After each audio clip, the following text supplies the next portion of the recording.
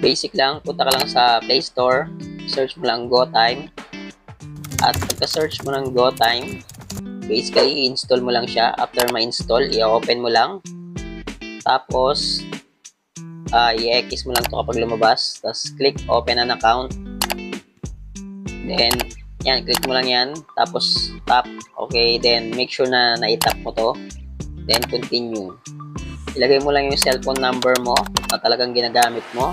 Then, verify. May marireceive kang OTP at itatype mo dito pag natanggap mo na. Kapag okay na, ilagay mo naman yung email address mo, yung active mong ginagamit na email. Then, click next kapag okay na. So, dito magsa-selfie ka.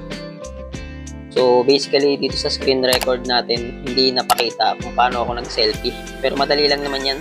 So, madilim yung screen record ko, hindi pinakita. Basically, magsa-selfie ka lang, pipicture mo lang yung sarili mo. Kapag okay na, verified na siya. Ngayon, mag-i-scan tayo ng isang ID mo. I-click mo lang tong next, then scan ID. Tapos pili ka ng ID na meron ka.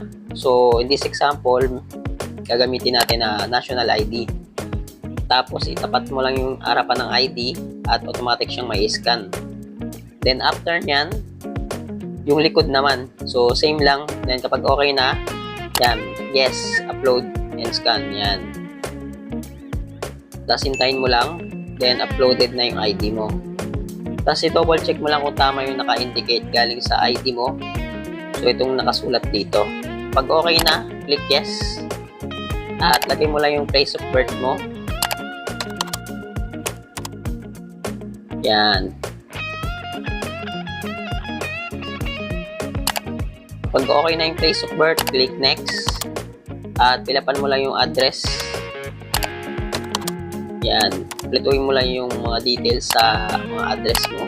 I mean sa address mo. Tapos yung barangay. Then, pag okay na, click confirm.